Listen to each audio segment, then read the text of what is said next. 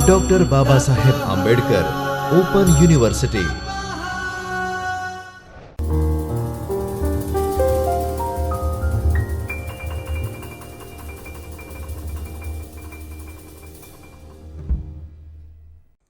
नमस्कार।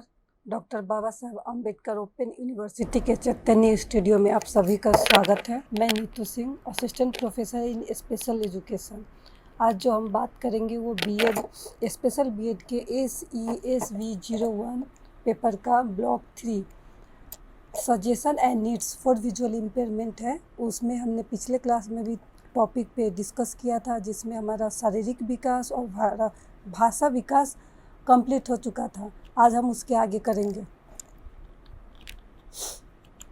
आज का जो है वो है सामाजिक विकास। सामाजिक विकास किस तरह से छोटे बच्चों में होता है और उसमें किस तरह से उनको डेवलपमेंट करने में क्या क्या कौशल और कैसे पेरेंट्स की भूमिका है, स्कूल के जो टीचर्स है, पीयर ग्रुप है, उनकी भूमिका है, वो सब पर हम आज चर्चा करेंगे। छोटे बच्चे सामाजिक कौशल प्राप्त करते हैं, जैसे भावनाओं को नियंत्रित करना, जैसे दूसरों के साथ अपना सामान शेयर करना, या दूसरों से अब कुछ खिलौने मांगने के लिए, या उनके साथ ग्रुप में खेलने के लिए, या कोई इंस्ट्रक्शन टीचर या पेरेंट्स दे रहे हैं तो उसको कैसे वो फॉलो करते हैं, या उस इंस्ट्रक्शन के अंदर वो कैसे खेलते हैं। ये कौशल साक्षरता, संख्या ज्ञान और अन्य संज्ञात्मक क्षमताओं को विकसित करने की नींव रखते हैं, जो स्कूल और जीवन में सफलता के लिए बहुत ही महत्वपूर्ण है। जैसे कोई भी गेम में रूल्स होता है, लूडो खेलिए आप, या बैडमिंटन खेलिए, या ब्लॉक्स का अलग अलग शेप और साइज़ में बनाना है, तो हर गेम में थोड़ा सा रूल्स होता है, उसको बच्चों को फॉलो करना है। फिर 2-4 बच्चों को साथ में ग्रुप के साथ खेलना है, तो कैसे ये बच्चे एक दूसरे को सम्मान करें, एक दूसरे की बातों को सुने, एक दूसरे की भावनाओं को सुने। ये सब चीज़ें धीरे धीरे संख्यात्मक होके और फिर बच्चों के साथ दूसरे बच्चों की भावना को समझते हुए कैसे आगे चले, ये हमारे जीवन भर ये चलने वाली क्रिया है। तो इसमें बच्चे का जो है वो छोटे बचपन में ही नींव पड़ता है कि ये कौशल को कैसे विकसित करें, और धीरे धीरे वो विकसित होता है। फिर बच्चे उस कौशल में पूर्ण समझदारी और उसके अनुसार अपना जो बिहेवियर है, व्यवहार है, वो करने लगते हैं। इसमें बचपन में सामाजिक विकास, बचपन में किस किस रूप में या किस तरह से जो बच्चे का है वो सामाजिक विकास हो सकता है। जो पहला है वो खिलौने शेयर करना, दूसरे से लेना या अपना खिलौना किसी और को देना। जैसे घर में कई बार छोटे भाई बहन सेम उम्र के हो या 1-2 साल का भी एज गैप है, तो भी दोनों को एक ही टाइम पे एक ही खिलौना चाहिए, तो पेरेंट्स भी परेशान हो जाते हैं। वो कैसे शेयर करके खेलें, एक ही खिलौने से दोनों बच्चा कैसे खेले और उनमें झगड़ा ना हो, एक दूसरे की बात को कैसे माने। अगर उसमें कोई नियम है तो उस नियम को वो कैसे फॉलो करे, कैसे उसका पालन करे। कभी कभी बॉसी या उद्दंड हो जाना, कभी कोई बच्चा है वो अपने से, अगर छोटा बच्चा है तो उसको धमका के उसका खिलौना ले लेता है, या फिर उसके साथ उसको कभी थप्पड़ भी मार देता है, धक्का भी मार देता है कि ये मेरा खिलौना, मैं नहीं दूंगा। किसी एक मित्र से ज़्यादा लगाव हो सकता है। किसी बच्चे को अगर 2-4 बच्चे के साथ उनका ग्रुप सर्कल है, एक साथ खेलते हैं, तो भी एक बच्चे के लिए उनका ज़्यादा प्यार है, या उस बच्चे के साथ वो ज़्यादा खेलना चाहते हैं, या वो बच्चा अगर चला जाए तो उनको अच्छा नहीं लगेगा, उसके साथ ही ज़्यादा समय बिताना पसंद आता है या समय बिताना चाहते हैं। तो किसी एक पार्टिकुलर दोस्त से भी उनका लगाव ज़्यादा बढ़ सकता है। खुद की तुलना दूसरे बच्चों और बड़ों से करना, जैसे छोटे बच्चों को कई बार हम बोलते हैं कि आप अभी छोटे हो, ये काम आपसे नहीं होगा, तो वो वहाँ पे कंपेयर करने लगते हैं, या दूसरे बच्चों से भी कंपेयर करने लगते हैं। उसके पास है तो मेरे पास भी होना चाहिए, वो कर सकता है तो मैं भी कर सकता हूँ या कर सकती हूँ।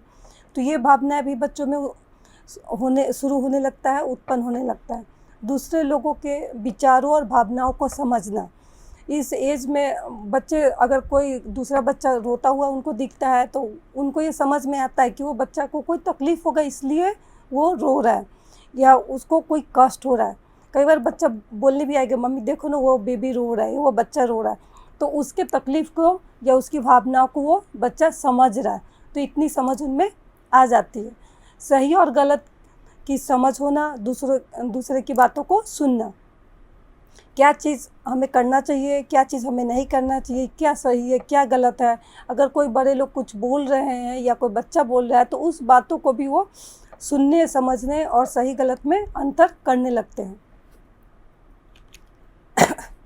इसमें आप देख सकते हो आयु के हिसाब से जो सामाजिक व्यवहार है उसका इस चार्ट में वर्णन किया गया है। जो पहला है वो है ध्वनियों में अंतर करना। जो सबसे पहले बच्चा सीखता है वो आवाज़ों में अंतर करना सीखता है। घर में भी मम्मी का आवाज़ अलग है, पापा का आवाज़ अलग है।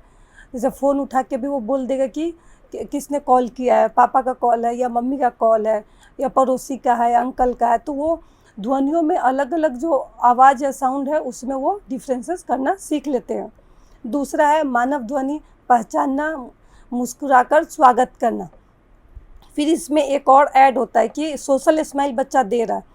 जो जिन व्यक्ति को बच्चा जानता है वो अगर उसके पास आते हैं, उसके साथ खेलते हैं तो वो स्माइल करता है, उनको मुस्कुराकर उनका स्वागत करता है। कई बार अपने दोनों हाथ बढ़ा देगा कि मुझे गोद ले लो।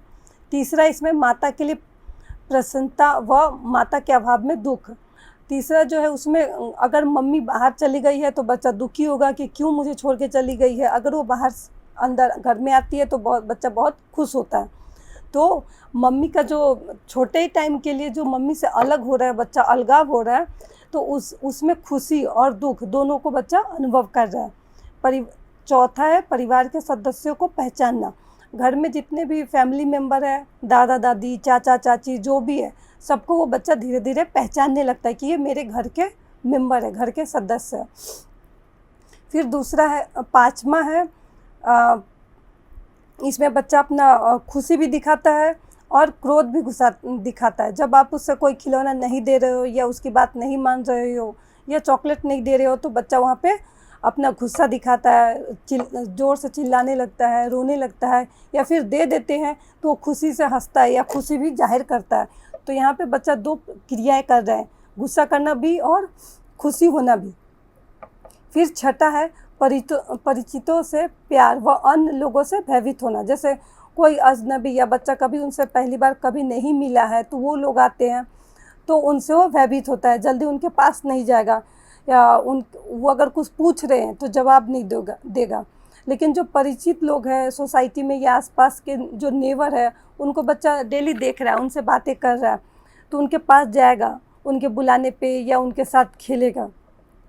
सातवां है इसमें अनुकरण के द्वारा हाव भाव सीखना, कॉपी करना। जैसे घर के लोग कर रहे हैं, पेरेंट्स कर रहे हैं या भाई बहन या आसपास के जो लोग जो भी करें वो सब कॉपी करते हैं बच्चे। कंघी करना है, साइकिल अगर चलाना बड़ा भाई चला रहा है तो छोटे को भी चलाना है, लिखना है, तो वो हर चीज़ एक एक चीज़ नोटिस करते हैं बच्चे और फिर वो अनुकरण के द्वारा सीखते हैं। फिर आठवां इसमें हाव भाव के द्वारा विभिन्न संवेगों, जैसे खुशी है, क्रोध है, गुस्सा है या डर है। जैसे लाइट चली गई तो अंधेरे में बच्चे को डर लग रहा है, तो ये सारे भाव बच्चा दिखाने लगता है और समझने भी लगता है। फिर नौवां इसमें प्रतिछाया के साथ खेलना, नकारात्मक विकास। फिर बच्चे में जो खेलने का है, ग्रुप में खेल रहे हैं, कभी कभी जो छाया होती है उससे भी खेलते हैं और इनमें अब निगेटिव विचार भी आ सकते हैं। अगर कोई बड़े लोग या दूसरे बच्चे उसको कुछ बोल रहे हैं, उसके लिए नकारात्मक शब्द का प्रयोग कर रहे हैं, तो वो भी बच्चा तब समझने लगता है कि मुझे ऐसे बोल रहा है या कोई गलती हो गई है। तो जो निगेटिव थॉट्स है, पॉजिटिव थॉट्स है, वो भी बच्चा समझने लगता है और उसमें भी डिफरेंसेस करने लगता है। फिर 10वां है बड़ों के कार्य में सहायता करना, सहयोग करना, सहानुभूति का विकास। जैसे घर में अगर पेरेंट्स को हेल्प करवाने की बात हो या घर के छोटे मोटे जो काम है, जैसे दूध का पैकेट लाना या मम्मी का हेल्प करवा देना या सब्जी लाना या काटना या कपड़े डालना, तो ये सब बच्चा मम्मी को देख के मम्मी का हेल्प करने या सहयोग करने के लिए ये सब कार्य करने लगते हैं। फिर सहानुभूति का विकास। अगर आपको कुछ है, आप दर्द में हो, आपकी तबीयत अच्छी नहीं लग रही है, तो बच्चा आके पूछेगा मम्मी क्या हुआ। तो ये सहानुभूति डेवलप्ड इसमें हो चुका है बच्चे का, तो वो उस दर्द को, उस भावना को समझ रहा है, दूसरे के प्रति उसमें सहानुभूति विकसित हो रही है। इसमें फिर है इरेक्शन के मनोसामाजिक सिद्धांत, जो इरेक्शन है उनके हिसाब से जो मनोसामाजिक डेवलपमेंट का जो प्रिंसिपल्स है उसको हम एक एक करके देखेंगे। जो पहला है विश्वास बनाम अविश्वास। जैसे 0 से 1 वर्ष की आयु में विश्वास के अनुभव के लिए शारीरिक आराम, कम से कम डर जैसी स्थितियों की आवश्यकता होती है। जैसे जो बच्चे एकदम छोटे होते हैं वो 18 घंटे सोते हैं और उनको हम हर चीज़ की सुविधा उसको है वो भी चीज़ देखते हैं। जब नींद लगता है या बच्चा रोता है तो हम उसको फीड करवाते हैं और देखते हैं कि बच्चे को कोई तकलीफ़ ना हो। तो बच्चे में विश्वास के अनुभव से संसार के बारे में अच्छे और सकारात्मक विकास विकसित होता है कि बच्चा जिस कंफर्ट जोन में है, जैसा उनके साथ हो रहा है, तो वो सोचते हैं कि जो संसार में है वो अच्छी अच्छी चीज़ें होती है, उनको अच्छा अनुभव एक्सपीरियंस अच्छा मिलता है। दूसरा है स्वायत्तता बनाम शर्म, जो 1 से 3 वर्ष की आयु में होता है। विश्वास होने के बाद बालक अपने आप में स्वतंत्र और स्वायत्त है, जो अपने हिसाब से वो काम करना चाहते हैं। मुझे नीचे खेलने जाना है तो जाना है, मैं अकेले जा सकता हूँ। कई बार बच्चे जिद पे आ जाते हैं, आप मना करोगे कि नहीं जाना है तो भी वो जाएंगे कि मैं अकेले कर सकता हूँ, मैं नीचे चला जाऊँगा, अकेले खेल लूँगा, स्लाइडिंग कर लूँगा। तो वो कुछ काम तो वो कर भी लेते हैं और कुछ काम में होता है कि कहीं चोट ना लग जाए, पेरेंट्स को चिंता होती है कि गिर ना जाए। लेकिन इस वर्ष में बच्चा ये अनुभव करने लगता है कि मेरी भी कुछ अहमियत है, मैं खुद से ये काम कर सकता हूँ और इच्छा का अनुभव होने लगता है उनमें। अगर आप बालक को ज़्यादा रिस्ट्रिक्शन दो, पनिशमेंट दो, तो इसका फिर उन पे निगेटिव प्रभाव पड़ने लगता है। उनके अंदर शर्म और संदेह की भावना विकसित होने की संभावना बढ़ जाती है। अगर उनको हमें ना भी बोलना है तो तरीके से बोलना है। उनको पनिशमेंट कोशिश करें कि पनिशमेंट या फिजिकल पनिशमेंट है, जैसे पीटना या डंडे से मारना, वो सब ना हो। बच्चे को आराम से हम समझा सकते हैं। अगर ऐसा ज़्यादा हो तो बच्चे में फिर निगेटिव थॉट्स आने लगते हैं और जो अच्छा बढ़ने की विकास की जो गति है वो भी प्रभावित होता है। तीसरा इसमें पहल बनाम अपराध, जो 3 से 6 वर्ष की आयु में होता है। इस अवस्था में लड़के लड़कियों में अंतर करना, पहल करना, उत्तरदायित्व ग्रहण करना, जैसे किसी को बुलाना है, खिलौने के संभालना है, अपने बुक्स जगह पे रखने हैं, अपने स्कूल के होमवर्क करने हैं, टीचर ने क्या इंस्ट्रक्शंस दिया है, कैसा करने को दिया है, ये सब बच्चे समझने लगते हैं। और किसी काम के लिए अगर है तो वो पहल भी करेंगे कि मैं खुद से कर लूँ, मैं नीचे से ले आऊँ। तो वो जो रिस्पॉन्सिबिलिटी है उसको भी वो लेना चाहते हैं और पूरा भी करना चाहते हैं। छोटे छोटे फॉर्म में अगर हम बच्चे को कभी कुछ रिस्पॉन्सिबिलिटी देंगे ही नहीं या उनको करने के लिए ही नहीं बोलेंगे तो वो चीज़ उनमें डेवलप नहीं होगी। फिर मेल फीमेल में डिफरेंस करने लगते हैं कि ये लड़का है, ये लड़की है, वो डिफरेंसेस भी बच्चा समझने लगता है। फिर चौथा है परिश्रम बनाम हीन भावना, ये 6 से 12 वर्ष की आयु में होता है। बच्चों के अंदर सहयोग की भावना, तर्क शक्ति में वृद्धि, स्व अनुशासन और खुद की चीज़ कैसे किया जाए, निर्णय के हिसाब से। फिर उनके व्यवहार में भी ये झलकता है, व्यवहार करने लगते हैं जिसमें उनमें परिश्रम की सोच आ जाती है। लेकिन जब बच्चा इन चीज़ों को नहीं कर पाता है तो यहाँ पे ये भी ध्यान रखना है कि अगर वो नहीं कर पाते हैं तो उनमें हीन भावना विकसित होने लगता है। 6 से 12 साल की उम्र में बच्चा तर्क शक्ति में वृद्धि होती है। वो हर चीज़ में क्यों, ऐसा क्यों होता है, अगर बारिश है तो क्यों हो रहा है, आप जा रहे हो तो क्यों जा रहे हो, हर चीज़ में वो क्यों उनका क्वेश्चन मार्क होता है। वो हर चीज़ को समझना चाहते हैं, हर चीज़ के बारे में जानना चाहते हैं। उनको अगर होमवर्क है या अपने आप उनको सुबह 6 बजे उठना है, स्कूल के लिए रेडी होना है, तो एक डिसिप्लिन अगर घर में है और बच्चा फॉलो कर रहा है तो वो अपने आप को अनुशासित रखने और अपना काम खुद से करने के लिए बच्चा इसमें सीखता है और करता भी है। अपने चीज़ों को खुद से करना है, जैसे नहाना है, रेडी होना है, नाश्ता करना है, तो ये सब बच्चा आराम से अपने काम खुद करते हैं। और अगर नहीं कर पा रहे हैं, कभी उनसे नहीं हो पा रहा है, तो वहाँ पे हमें बच्चों को मोटिवेट करना है, उनको हेल्प करना है, बताना है ये नहीं कि हम चिल्ला रहे हैं या तुमसे नहीं हो पाएगा ऐसा बोल रहे हैं। तो अगर नहीं कर पा रहे किसी भी वजह से, तो वो अपने पेयर ग्रुप में भी देखते हैं और पेयर ग्रुप से अपने आप को कंपेयर करने लगते हैं कि मैं क्यों नहीं कर पा रहा हूँ या मुझसे क्यों नहीं हो रहा है। तो फिर यहाँ पे बच्चों में अपने प्रति हीन भावना होने लगती है और वो डिमोटिवेशन उनमें आ जाती है। तो इस चीज़ का भी हमें यहाँ पे ध्यान रखना है। फिर 5वां है हमारा पहचान बना भूमिका भ्रम, जो 12 से 20 वर्ष की आयु में आता है। इस समय व्यक्ति को इन प्रश्नों का सामना करना पड़ता है कि वो कौन है, किससे संबंधित है और उनका जीवन कहाँ जा रहा है।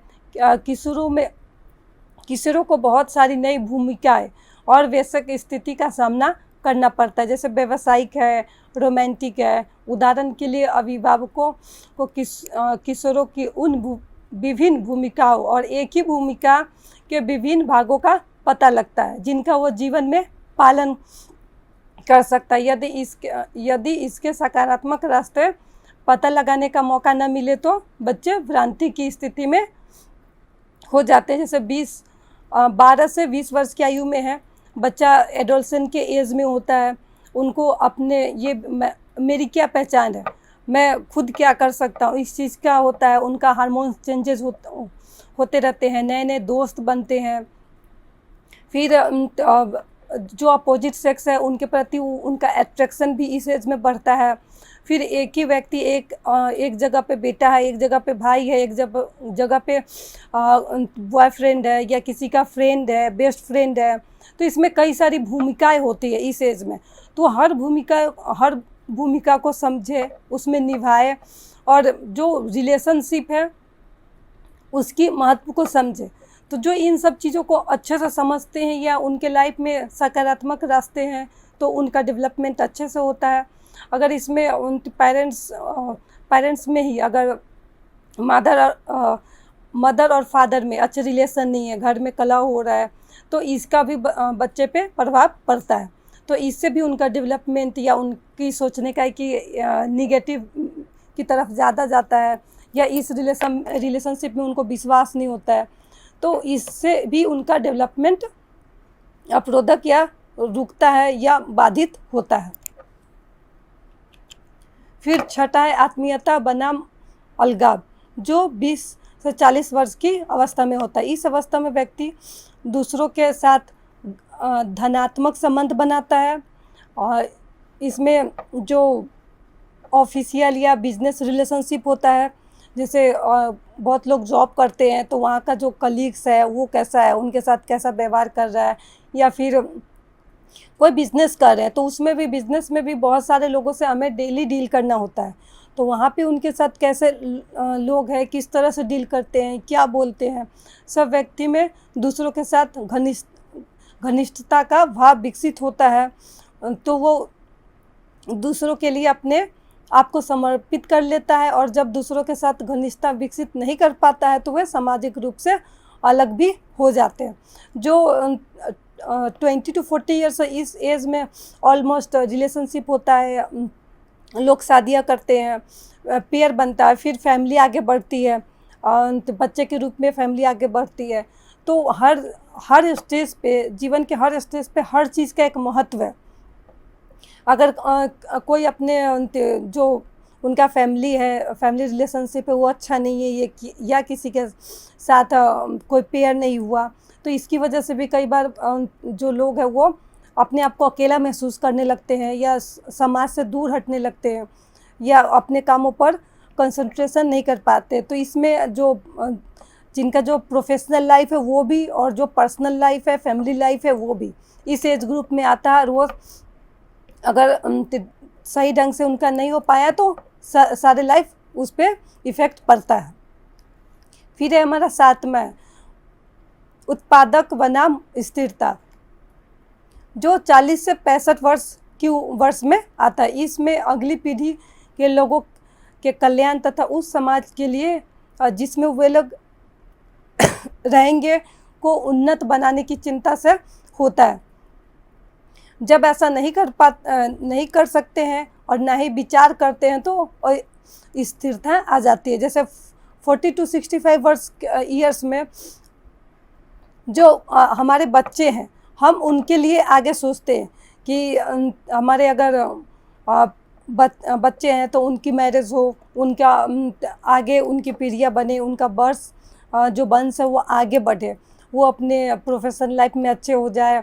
अगर इस स्थिति में कभी अगर हमारा जो बेटा है या बेटी है वो अच्छा नहीं कर पा रहा है, या उसको कोई तकलीफ़ है, कठिनाई है, तो या वो उस चीज़ को दूर करने में मदद नहीं कर पा रहे, या मदद करने के बाद भी स्थिति में कोई ज़्यादा अंतर नहीं हो रहा है, एज अ स्थिति बनी हुई है, तो इस वक्त भी लोग निराश हो जाते हैं और उनमें एक स्थिरता सी आ जाती है और उदास रहने लगते हैं।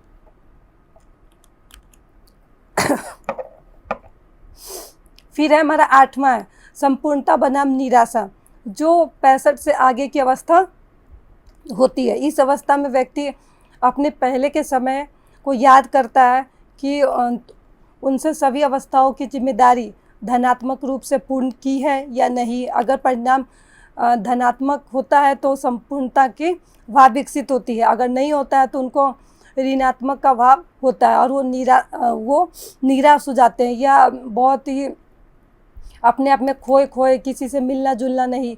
जैसे हम एक टाइम पे आके बोलते हैं हमने ज़िंदगी में क्या खोया, क्या पाया, हमने किसी के लिए क्या किया है, क्या नहीं किया है, हमें ऐसा करना चाहिए था उस वक्त लेकिन हमने नहीं किया है, तो ये सब सोचने लगते हैं। अगर जिनका पॉजिटिव है उनके लिए तो अच्छा है, लेकिन जिनका अगर ऋणात्मक आता है और निगेटिव में है तो उनके लिए फिर आगे के वर्ष से वो कठिनाई में गुजरता है। वो अपने आप को एक तरह से कोसने लगते हैं कि हमने ऐसा नहीं किया होता तो कितना अच्छा होता, अगर ऐसे करते तो ज़्यादा अच्छा होता, तो ये सब सोचने लगते हैं। जैसे इरेक्शन स्टेज का है, इसको आप चार्ट के फॉर्म में भी देख सकते हो। इरेक्शन स्टेज है, फिर डेवलपमेंटल पीरियड है, फिर कॉन्फ्लिक्ट है। जो पहला है वो ट्रस्ट वर्सेस मिसट्रस्ट है। इसमें इन्फेंसी, जो बच्चा जन्म ही लेता है, जन्म से 1 साल का है, to develop a sense that the world is a safe place. दूसरा है हमारा इसमें autonomy versus shame doubt, 1 to 3 years का है, to realise one self as an independent person who can make decisions, जो अपना डिसीजन खुद से कर सकता है, ले सकता है। फिर है उसका इनिशिएटिव वर्सेस गिल्ट, जिसमें किसी काम को करने के लिए वो रिस्पॉन्सिबिलिटी लेता है, अगर गलत होगा तो फिर गिल्टी भी महसूस करता है। 3 to 6 years to develop the ability to try new things and to handle failures, अगर असफलता भी मिलती है तो उसको भी हम स्वीकार करते हैं, उसका भी हम सामना कर सकते हैं। अगर फॉर एग्जांपल आप अगर एग्ज़ाम में फ़ेल हो गए तो इसका ये मतलब नहीं कि हम दोबारा एग्ज़ाम नहीं दे सकते, ज़िंदगी ख़त्म हो गई, ऐसा नहीं है कि सफलता के बाद असफलता के बाद ही सफलता आती है। तो यहाँ पे जो फेल्यूर्स मिलता है, असफलता मिलता है, उसका भी हमें सामना करना है, डट के मुकाबला करना है। फिर है industry versus inferiority, 6 to 12 years और पुवर्टी, जब बच्चे एडोलेसेंट पीरियड में आते हैं, to learn basic skills and to work with others, जो बेसिक स्किल्स है, जो डेली लिविंग स्किल्स है, या बाहर के भी जो नए नए स्किल्स है वो भी करना सीखते हैं और दूसरों के साथ काम करना भी सीखते हैं। फिर है आइडेंटिटी वर्सेस आइडेंटिटी कन्फ्यूजन, जो 12 to 20 years में आता है, to develop a lasting integrated sense of self, जो अपनी पहचान बनाना है, अपने पैरों पे खड़ा होना है। फिर है इंटीमेसी वर्सेस आइसोलेशन, जो 20 to 40 years में आता है, to commit to other in a loving relationship, जैसे शादीशुदा जीवन या वैवाहिक जीवन को हम इसमें बनाते हैं और उसके साथ ही जीते हैं। अगर उसमें कोई असफल हो गया है तो फिर उसका निगेटिव प्रभाव पड़ता है। फिर generativity versus stagnation, 40 to 50 years to contribute to younger people, जो हमसे छोटे जो व्यक्ति है हमारे घर में, उनके लिए कुछ करना, उनको कंट्रीब्यूट करना। फिर है integrative versus despair, 60 onwards to view one's life as satisfactory, कि हमने अभी तक जो भी किया है अपने लाइफ में वो अच्छा है, हम उससे संतुष्ट है, या संतुष्ट नहीं है। तो संतुष्ट है तो उनकी तो अच्छी चलती है, जो संतुष्ट या नहीं है या सोचते हैं कि हमने ऐसा कैसे कर दिया, कैसे हो गया, तो उनको फिर निराशा के साथ उनकी ज़िंदगी चलती है। फिर इसके बाद है हमारा भावात्मक विकास। भावनात्मक विकास जीवन के विभिन्न चरणों में भावनाओं को पहचानने, व्यक्त करने और प्रबंधित करने और दूसरों की भावनाओं के लिए सहानुभूति रखने की क्षमता को संदर्भित करता है। इसमें निगेटिव, पॉजिटिव दोनों ही भावनाएं आती है, जैसे रोना है, चिल्लाना है, प्यार करना है, हंसना है, किसी के प्रति अपना दुख जाहिर करना है, वो सारा इसमें आ जाएगा। इन भावनाओं का विकास जिसमें सकारात्मक और नकारात्मक भावनाएं शामिल है, संबंधों इससे काफ़ी हद तक प्रभावित होता है। माता पिता, भाई बहन, सहकर्मी या जो क्लासमेट्स है, पीयर ग्रुप है, उनसे बहुत हद तक प्रभावित होता है। भावनात्मक विकास को प्रभावित करने वाले कारक है, उसमें है परिपक्वता और शिक्षण, फिर दूसरा बुद्धि, आयु, जाति, संस्कृति, ये सब कारक है वो जो हमारे भावना है, इमोशंस है, उसको प्रभावित करते हैं और उसको उस विकास में भी उसका फैक्टर या कारण बनते हैं। भावात्मक विकास बचपन में शुरू होता है और वयस्कता में जारी रहता है। जो बचपन से शुरू होकर हमारे जवानी या जब तक हम एडल्ट होते हैं तब तक ये विकसित होता रहता है। शिशुओं में जिन भावनाओं को पहचाना जा सकता है उनमें खुशी, क्रोध, उदासी और भय शामिल है। जैसे जैसे बच्चे में स्वयं की भावना विकसित होती है उसके बाद उसमें आश्चर्य, उत्साह, शर्मिंदगी, शर्म, अपराध बोध, गर्व और सहानुभूति जैसे अधिक जटिल भावनाएं उभरती है, उनमें और विकसित होती है। स्कूली उम्र के बच्चों और युवा अभी भी भावनाओं की पहचान करना सीख रहे होते हैं, यह समझने के लिए कि वे क्यों होते हैं और उन्हें उचित तरीके से कैसे प्रबंधित किया जाए या कैसे उसको अपने व्यवहार में लाया जाए।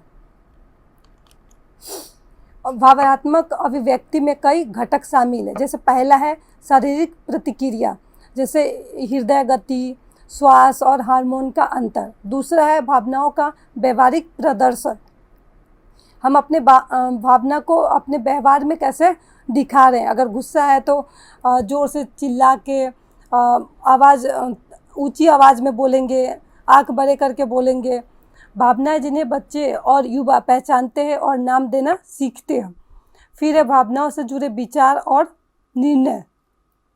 इसका लास्ट है गतिविधि के संकेत, उदाहरण के लिए पास आना, भागने या लड़ने की इच्छा होना। जैसे अगर पेयर ग्रुप में किसी चीज़ पे बहस हो गई तो उस टाइम यंगस्टर का बहुत गुस्सा आता है, बोलते अभी मैं तुम्हें देख लूँगा या मार दूँगा, या वहीं पे ग्राउंड में झगड़ा करने लगते हैं।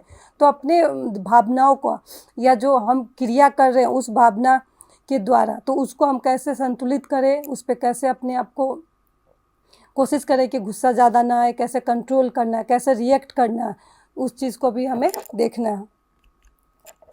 फिर है ग्रीक कार्ड, इसमें हमने अंतभाषा विकास, शारीरिक विकास, सामाजिक विकास और भावनात्मक विकास किया है। उससे रिलेटेड यहाँ पे कुछ क्वेश्चंस है, उसको आप अपने लिए सॉल्व कर सकते हैं। जो पहला है, मानव वृद्धि और विकास में कितने प्रकार के मनोवैज्ञानिक प्रभाव होते हैं, विस्तार पूर्वक लिखिए। दूसरा है, दृष्टि क्षति को प्रभावित करने वाले कारक कौन कौन से होते हैं। तीसरा है, दृष्टि क्षति में क्या क्या कारण होते हैं। और चौथा है, इरिक्सन के मनोसामाजिक सिद्धांत को विस्तार पूर्वक समझाए, जो आज हमने ये टॉपिक कवर कर लिया है। धन्यवाद।